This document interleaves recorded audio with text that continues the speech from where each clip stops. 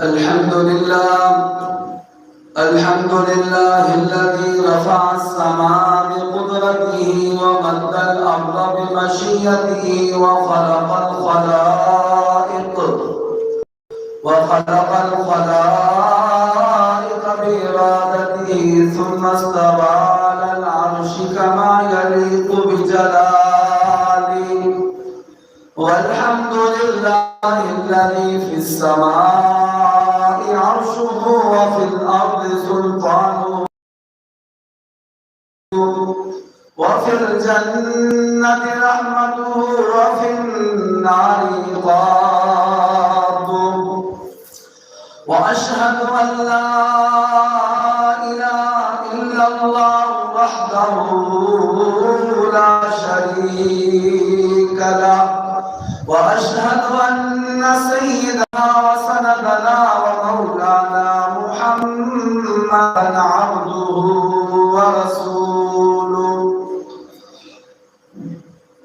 أما بعد فأعوذ بالله من الشيطان الرجيم. بسم الله الرحمن الرحيم. وما أرسلناك إلا رحمة للعالمين. وقال النبي صلى الله عليه وسلم: الكاسب حبيب الله. وقال النبي صلى الله عليه وسلم: أعطوا الأجير أجره قبل أن يجف عرقه. صدق الله العظيم وصدق رسوله النبي الكريم الأمين الرؤوف الرحيم. ونحن على ذلك لمن الشاهدين والشاكرين. والحمد لله رب العالمين.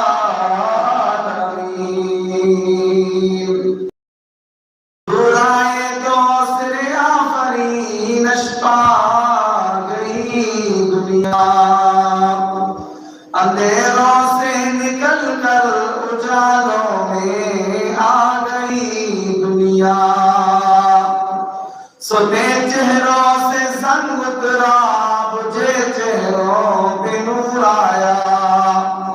حضور آئے تو انسان کو جینے کا شعور آیا. قدم قدم پہ برکتیں، نفس نفس پہ رحمتیں، نفس نفس پہ رحمتیں، قدم قدم پہ برکتیں. جہاں جہاں سے وہ شفیع عاصیاں گزر گیا، جہاں نظر نہیں پڑی وہاں ہے رات آج تک. جہاں نظر نہیں پڑی وہاں ہے رات آج تک. وہی سحر ہوئی جہاں جہاں گزر گیا. میرے محترم سامعین و ناظرین کرام، السلام علیکم ورحمۃ اللہ وبرکاتہ. آج یکم مئی 2026 ہے اور 13 ذوالقعدہ 1447 ہجری جمعہ المبارک کا عظیم الشان دن ہے. میں اور آپ ہم سب آج اللہ تعالیٰ کے گھر جامع مسجد مدرسہ دانا محمدیہ میں اس لیے جمع ہوئے ہیں کہ ہم اللہ اور اللہ کے رسول کی بات سنیں، سمجھیں، اس پر عمل کریں گے، اس کو دوسروں تک پہنچائیں گے. جب کوئی اللہ کے ذکر کے لیے، سننے کے لیے، سنانے کے لیے، اللہ کے حبیب کی باتیں سننے کے لیے، سنانے کے لیے، قرآن پاک سننے اور سنانے کے لیے بیٹھتا ہے، لوگ جمع ہوتے ہیں، اللہ کے نورانی فرشتے آ کر ان کا گھیرا کر لیتے ہیں، محفل میں شریک ہو جاتے ہیں. اور جب وہ محفل، وہ مجلس اختتام پذیر ہوتی ہے، وہ رب کے دربار میں جاتے ہیں. اللہ تعالیٰ باوجود علام الغیوب ہونے کے ان سے پوچھتے ہیں: اے میرے فرشتوں یہ بتاؤ تم کہاں سے آئے ہو؟ وہ کہتے ہیں اللہ ہم فلاں ملک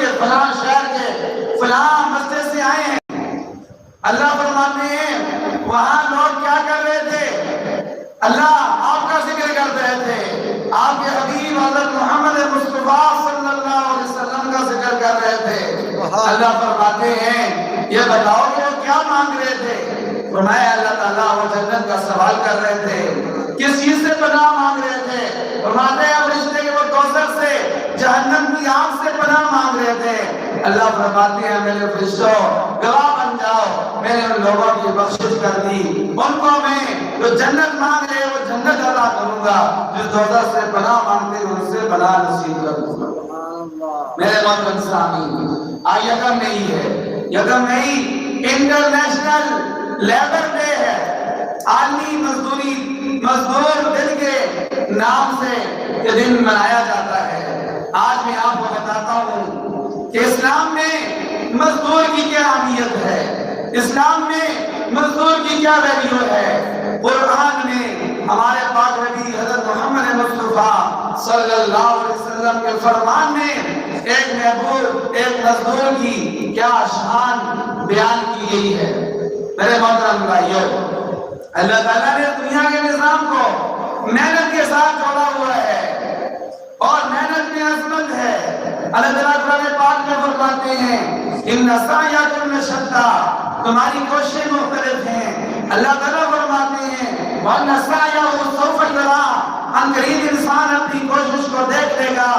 اللہ تعالیٰ فرماتے ہیں وَأَن لَيْسَ لِلْإِنسَانِ إِلَّا مَا سَعَىٰ، انسان کے لیے نہیں ہے مگر وہی ہے جس کے لیے کوشش کرتا ہے، جس کے لیے محنت کرتا ہے، جس کے لیے تگ و دو کرتا ہے، جس کے لیے دن رات ایک کرتا ہے، جس کے لیے اپنا خون پسینہ لگاتا ہے۔ اللہ فرماتے ہیں وہ اس کو مل کر رہے گا۔ میرے محترم بھائیوں، دیکھو اللہ تعالیٰ نے انبیاء کرام علیہ السلام کو بھیجا اور اللہ تعالیٰ نے انبیاء کرام علیہ السلام کو بھی، ان کو بھی اللہ رب العزت نے ان سے بھی محنت کرائی، ان سے بھی مزدوریاں کرائی، اور اللہ تعالیٰ نے نبیوں سے محنتیں کرا کے، مزدوریاں بھی کرا کے اور دنیا کے کام کاج بھی کرا کے اللہ تعالیٰ نے یہ کر دیا کہ مزدور کو اللہ تعالیٰ نے نبیوں کے صف میں جا کر کھڑا کر دیا۔ وہ کیسے؟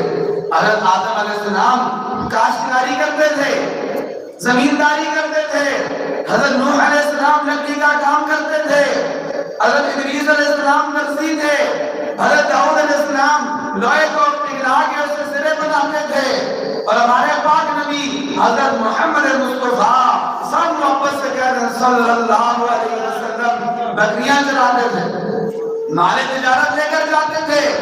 اما خدیجہ الکبریٰ رضی اللہ تعالی عنہا کا مال تجارت لے کر کے بکریاں لوگوں کی چراتے تھے، بکریاں چرا کر محنت مزدوری کر کے ہمارے پاک نبی حضرت محمد مصطفیٰ صلی اللہ علیہ وسلم بھی کماتے تھے۔ تو دیکھیں یہ محنت کرنا، یہ مزدوری کرنا، یہ حلال کی کمائی کمانا، یہ نبیوں کا شیوا ہے۔ اور میرے محترم بھائیوں، رضوان اللہ تعالی علیہم اجمعین، حضرت محمد مصطفیٰ صلی اللہ علیہ وآلہ وسلم کے جان نثار صحابہ کرام وہ بھی اکثر تجارت پیشہ تھے، محنت مزدوری کرتے تھے۔ حضرت علی کے بارے میں آتا ہے گھر میں کھانے کے لیے کچھ نہیں تھا، گئے یہودی کو کہنے لگے کوئی مزدوری ہے؟ اس نے کہا ہاں مزدوری ہے، کنویں سے پانی کا ڈول نکالو، ایک ڈول کے بدلے تمہیں ایک کھجور ملے گی، ایک ڈول نکالتے ہیں کھجور ملتی، دوسرا نکال دوسری، اس طرح جب انہوں کے لیے ان کے پاس خرچے کے لیے کھانے کے لیے کھجوریں ہو گئی، بس مزدوری کر کے واپس آ گئے۔ حضرت ابوبکر صدیق رضی اللہ تعالیٰ عنہ کپڑے کی تجارت کرتے تھے، جب خلیفہ بنے تو اپنے کندھے کے اوپر کپڑے کا دھیان ڈالے بازار جا رہے تھے۔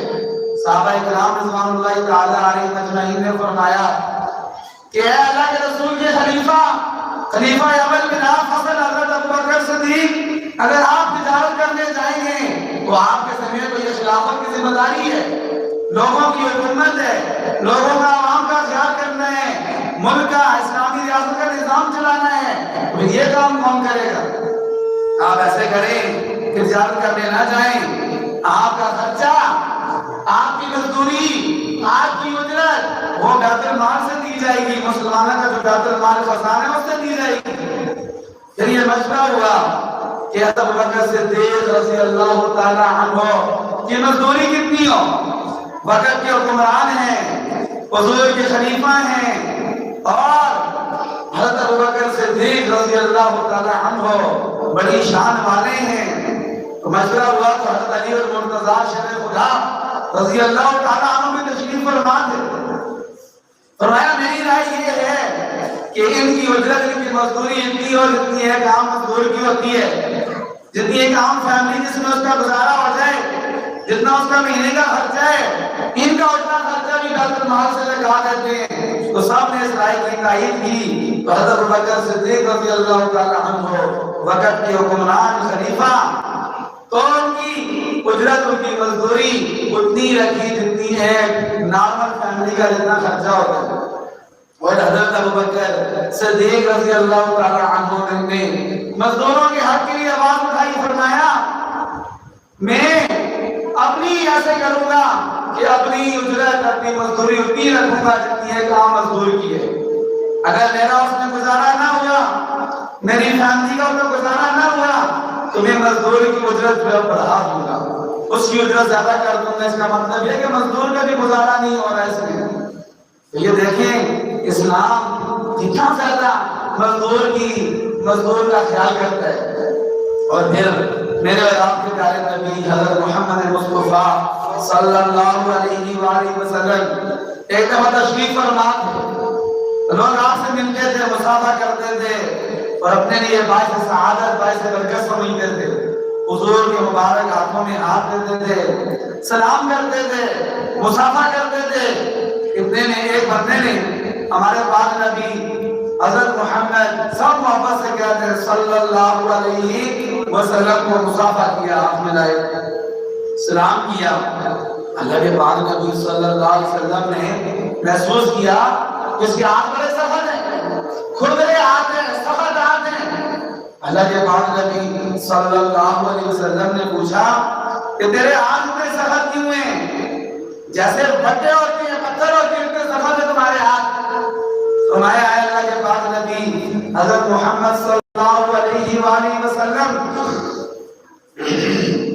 میں ان ہاتھوں سے حلال کمائی کماتا ہوں، محنت مزدوری کرتا ہوں، اینٹیں اٹھاتا ہوں، مچھلی اٹھاتا ہوں، پتھر اٹھاتا ہوں، میں محنت مزدوری کرتا ہوں۔ کام کرنے کی وجہ سے میرے ہاتھ اتنے سخت ہو گئے ہیں، میرے اوپر میری بیوی کا خرچہ اللہ نے رکھا ہوا ہے، میرے اوپر میری بیٹیوں کی ذمہ داری اللہ نے رکھی ہوئی ہے، میرے اوپر میرے بچوں کا خرچہ اللہ نے میرے پر فرض کیا ہوا ہے، میں ان کو کھلانے کے لیے حق حلال کی مزدوری کرتا ہوں۔ اللہ کے پاک نبی صلی اللہ علیہ وسلم نے اس کے ہاتھ کو بوسہ دیا اپنے مبارک ہونٹوں سے، جن ہونٹوں کا ذکر اللہ نے قرآن میں کیا، وَلِسَانًا وَشَفَتَيْنِ، اس اپنے مبارک ہونٹوں سے اللہ کے پاک نبی صلی اللہ علیہ وسلم نے مزدور کا ہاتھ چوما اور چوم کے فرمایا لوگوں سن لو، الکاسب حبیب اللہ، حلال کمائی کمانے والا، محنت مزدوری کرنے والا، حرام سے بچنے والا، میرے محترم بھائیو، اللہ کے نبی نے فرمایا وہ اللہ کا حبیب ہے، اللہ کا دوست ہے۔ الکاسب حبیب اللہ، حلال کمائی کمانے والا اللہ کا دوست ہے۔ اور ہمارے پاک نبی صلی اللہ علیہ وسلم مانگنے کو پسند نہیں کرتے تھے۔ جو لوگ یہ مانگنے والا، بھکاریوں والا کام کرتے ہیں، آپ کو بتائیں یہ اسلام میں پسندیدہ کام نہیں ہے۔ بعض ایسے ہوتے ہیں واقعی مستحق ہوتے ہیں، لیکن اکثر ایسے ہیں کہ پیشہ ور بھکاری ہوتے ہیں، اکثر ایسے بھی ہیں اس کا شوہر صحیح سلامت رہتا کرتا ٹھیک ٹھاک ہے، لیکن بیوی کبھی کدھر مانگنے جا رہی ہے، کبھی کدھر مانگنے جائے، سارا دن مانگ کے پیسے جمع کر کے رات کو لا کے شوہر کو کھلاتی ہے۔ بعض ایسے شوہر بھی کام کرتے ہیں لیکن بیویاں بھی مانگنے کے لیے جاتی ہیں۔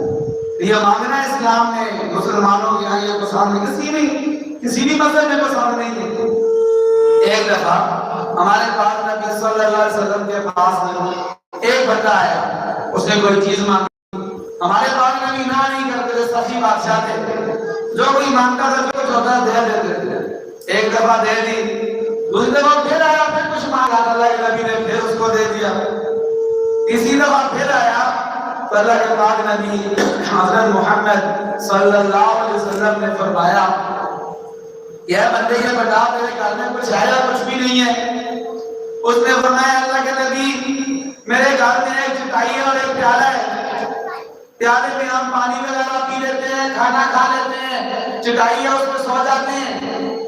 اللہ کے پاک نبی صلی اللہ علیہ وسلم نے فرمایا ایسے کرو کہ وہ پیالہ لے آؤ۔ وہ بندہ پیالہ لے آیا اللہ کے نبی کے دربار میں، اللہ کے نبی نے اس پیالے کی بولی لگائی۔ یہ جو بولی لگانے کا ثبوت ہے نا، بولی لگانا جائز ہے یا جائز نہیں ہے، یہ اس حدیث سے ثابت ہوتا ہے کہ جائز ہے۔ اللہ کے پاک نبی نے فرمایا یہ پیالہ کون خریدے گا؟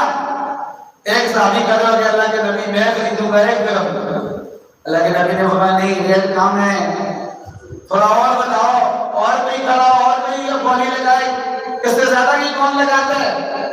ایک دوسرے صحابی کھڑے ہوئے فرمایا اللہ کے نبی میں یہ پیالہ 2 درہم کا خریدوں گا۔ اللہ کے پاک نبی نے فرمایا ٹھیک ہے تم لے 2 درہم دو۔ 2 درہم دیے۔ اللہ کے نبی نے فرمایا بازار سے کلاڑی لے کر آؤ اور ساتھ دستہ بھی لے کر آؤ۔ کلاڑی دستہ لے کر اللہ کے پاک نبی نے اپنے مبارک ہاتھوں سے وہ دستہ اس کو فٹ کر کے دیا، کلاڑی میں فٹ کر کے دیا اور کہا کہ کلاڑی لے جا اور جا کر جنگل سے لکڑیاں کاٹو اور لا کر شہر میں لکڑیاں بیچو اور 15 دن تک جو مجھے نظر نہ آنا، 15 دن بعد آ کے رپورٹ پیش کرنا کہ تیرا کیا حال ہے۔ بندہ چلا گیا۔ بات ہوتے ہیں نا آدھے حرام ہوتے ہیں اور ان کے ارادے نہیں ہوتا کام کرنے کا، ان کی نیت یہ ہوتی ہے کہ بس ہم مانگ ہی کھاتے رہے، یہ کہ وہ تو کبھی کامیاب نہیں ہوگا۔ ایک بندے کے ہاتھ مارے ہو گئے، مجبور ہو گئے، لیکن ہے محنتی بندہ ہے، ٹھیک ہے، اس کا اللہ تعالیٰ اس کی مدد کرتے ہیں، اس کے ہاتھ میں ٹھیک ہو جائیں گے۔ چلا گیا۔ 15 دن بعد وہ 15 دن میں لگے کاٹنا، جنگل سے لا کے شہر میں ہی تھا، وہ ایسے کرتا ہے۔ 15 دن بعد آ گیا اللہ کے نبی کے دربار میں، سلام دعا ہوئی۔ اللہ کے نبی نے فرمایا بتا کیا حال ہے؟ کہنے لگا اللہ کے پاک نبی اللہ کا لاکھ لاکھ شکر ہے، آپ نے مجھے راستہ دکھایا تھا تو الحمدللہ میرے جیب میں پیسے ہیں، میرے گھر میں بھی خرچہ ہے، تو سونا وقت جو ہے وہ گزر رہا ہے۔ اللہ کے پاک نبی صلی اللہ علیہ وسلم نے فرمایا میرے پیارے دیکھو یہ کتنا بری بات ہوتی ہے کہ قیامت والے دن تم اللہ کے دربار میں پیش ہوتے اور تیرے چہرے پہ کالا نقطہ ہوتا اور یہ اس بات کی نشانی ہوتی کہ یہ وہ بندہ ہے دنیا میں لوگوں سے مانگتا تھا لیکن حلال کمائی نہیں کرتا تھا، لیکن اب تو انشاءاللہ اللہ کے دربار میں پیش ہوگا تو تو ان مانگنے والوں میں سے نہیں ہوگا، انشاءاللہ تو حلال کمائی کمانے والوں میں سے ہوگا۔ دیکھیں کتنا پیارا ہمارے پاک نبی حضرت محمد مصطفیٰ صلی اللہ علیہ وسلم نے یہ راستہ دے، شرم نہیں کرنی چاہیے، چاہے بندہ بڑی عمر کیوں نہ ہو جائے، سمجھدار نظام نہیں چل رہا، گھر کا خرچہ نہیں چل رہا، بچوں سے خرچے نہیں پورے ہو رہے، آجت اللہ معاف فرمائے، بجلی کے بل اتنے زیادہ، سوئی گیس کے بل اتنے زیادہ، کھانے پینے کی چیزیں اتنی مہنگی اور سب چیزوں کی مہنگائی کی وجہ جو ہے وہ پیٹرول ہے۔ جو ہی پیٹرول مہنگا ہوتا ہے تو ہر چیز مہنگی ہو جاتی ہے، اور پیٹرول آپ کو پتہ ہے کدھر پہنچا ہوا ہمارے ملک میں، تو یہ حکمرانوں کا فرض بنتا ہے، لوگ خوشیاں کر رہے ہیں، آپ خبریں پڑھیں دیکھیں، لوگ ہر دوسرے دن ہر دن کوئی نہ کوئی بندہ خوشی کر رہا ہے، حالات سے تنگ آتا ہے، کیا کرے بندہ؟ چھوٹے چھوٹے بچے وہ تو نہیں دیکھتے کہ باپ کی دہائی لگی یا نہیں لگی، باپ کو مزدوری ملی یا نہیں ملی، معصوم چھوٹی بچیاں ہوں تو ان کو تو نہیں پتا کہ کیا حالات ہیں، وہ تو کھانے کے لیے مانگتے ہیں، پینے کے لیے مانگتے ہیں اور چیزیں کھانے کے لیے پیسے مانگتے ہیں۔ میرے محترم بھائیوں، جب ایک لاچار بے بس مجبور باپ اپنے بیٹوں، اپنی بچیوں، اپنے گھر والوں کی آنکھوں میں آنسو دیکھتا ہے، وہ پھر برداشت نہیں کر سکتا۔ اسلام ہمیں یہ کہتا ہے کہ اپنی محنت جاری رکھو، اللہ سے مدد مانگو، جائز راستے ان کو اپناؤ، انشاءاللہ اللہ تعالیٰ تمہاری مدد کریں گے، ہمت نہیں ہارنی اور امید نہیں چھوڑنی اللہ تعالیٰ سے۔ لیکن میرے محترم بھائیوں، ہم یہ کہنا چاہتے ہیں کہ دیکھیے حکمرانوں کا حق ہے، کس کا خیال ہے؟ جتنی چیزیں نا ملک میں مہنگی ہیں، بجلی مہنگی، سوئی گیس مہنگی، پیٹرول مہنگا، جتنے بڑے یہ ہمارے حکمران ہیں، بڑے لیڈر ہیں، ان کو یہ ساری چیزیں جو ہے یہ فری میں ملتی، جو بڑے بڑے کو کیا ہوتا ہے یہ ساری چیزیں فری میں ملتی۔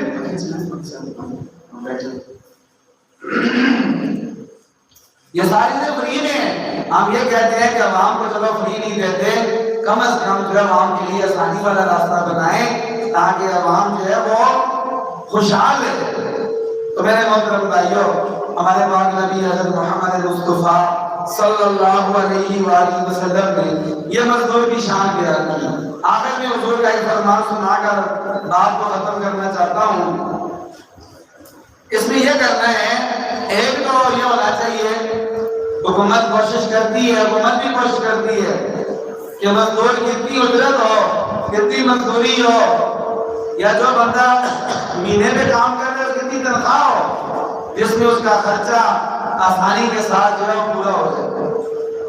اتنا ہونا چاہیے کہ جس بندے کے بعد جو بھی کام کر رہا ہے، جو مزدوری طے ہو، وہ مزدوری اس کی اس کو وقت پر دینی چاہیے. کل ایک بندہ تھا، اس کے بچے بھی یہاں پڑھتے ہیں، مستری بندے تو ہے بھی مسافر ہے. کہتے ہیں میں نے ایک بندے سے ٹھیکہ لیا، ٹھیکے میں کام پتہ دیتا دے کر کے کام کرتے ہیں، مستری لوگ جلدی کام ختم ہو جائے، پیسے مل جائیں، کوئی اور کام لے لیں. کہتے میں نے دن رات دے کر یہ کام کیا، جلدی کام ختم کر دیا. وہ کام کرانے والے مالک نے دیکھا ہے تو اس نے بہت جلدی کام ختم کر دیا ہے. کہتے ہیں اس نے مجھے آدھے پیسے بھی نہیں دیے، جو پیسے طے ہوئے تھے وہ آنے نہیں دیے. کہتے ہیں بس نہیں ہے اور نہیں ہے، تو آپ نے جلدی کام کر لی. کہنے کی بات یہ ہے کہ جو بھی طے ہو، چاہے مزدوری دن کی طے ہو چاہے ٹھیکے کی طے ہو، پہلے وہ طے کرے جو بعد میں دے گی. اس سے کمی کرنا ہے تو دے کی بھی کمی کرنا بعد میں یہ آرام ہے مالک کے لیے رکھنا، اس کی وجہ سے اس پر اللہ تعالیٰ کا عذاب بھی آ سکتا ہے. اتنا بیچارہ پریشان کہتا ہے جی میرے پاس اب خرچے کے لیے پیسے نہیں ہیں، ہم نے دن رات دے کر یہ کام کیے، مزدوری کے ٹائم میں تو پیسے نہیں دیا. غریب بندہ کیا کرے، لڑائی تو نہیں کر سکتا. اور اس کے بعد یہ ہے کہ ڈال مٹوال نہیں کرنی، وقت پر اجرت جو ہے وہ دینی ہے. حدیث پاک میں آتا ہے ماطل الغنی ظلم، ایک بندے کے پاس گنجائش ہے بھی ہے پھر بھی ٹالتا ہے کسی کو تو وہ بندہ ظالم ہے. وہ کیا ہے؟ ظالم بندہ ہے جو دوسرے پر ٹال مٹول کرتا ہے. اور ہمارے پاک نبی حضرت محمد مصطفیٰ صلی اللہ علیہ وسلم کا فرمان ہے آپ الاجیر اجرہ قبل ان یجف یقو، کہ لوگوں مزدور کو، مستری کو اس کا پسینہ خشک ہونے سے پہلے اس کی مزدوری دو. اس کا پسینہ خشک ہونے سے پہلے اس کو مزدوری دو تاکہ اس نے کام کیے اس کی مزدوری اس کو مل جائے. اس نے اپنے بچوں کو، اپنی بچیوں کو، اپنے گھر والوں کے لیے آٹا لے کر جانا ہے، دال لے کر جانی ہے، چینی لے کر جانی ہے، آئل لے کر جانا ہے. اس نے کیسے نظام جو ہے وہ گھر کا چلانا ہے. تو ٹال مٹول کرنا یہ ظلم ہے. تو آج چونکہ انٹرنیشنل لیبر ڈے ہے، عالمی مزدور دن ہے، یکم مئی، تو اس میں اسلام کا ہمارے واضح پیغام ہے. اسلام یہ کہتا ہے کہ مزدور یہ اس میں کوئی مزدوری کوئی آگ نہیں ہے، کوئی شرم نہیں. نبی کا مرتبہ سب سے اونچا مرتبہ جناب کے بعد نبیوں نے بھی مزدوریاں کی، نبیوں نے بھی محنت کی. میں تفصیل کے ساتھ ذکر کرتا ہوں. دوسری بات یہ ہے کہ اسلام بھی یہ کہتا ہے کہ مزدور کو اس کا حق دو، ٹھیک ہے، اور مزدور کی مزدوری اتنی ہونی چاہیے کہ جس میں اس کا گزارا آسانی کے ساتھ جو ہے ہو سکے. اللہ تعالیٰ سے دعا ہے اللہ تعالیٰ ہمیں توفیق عطا فرمائے.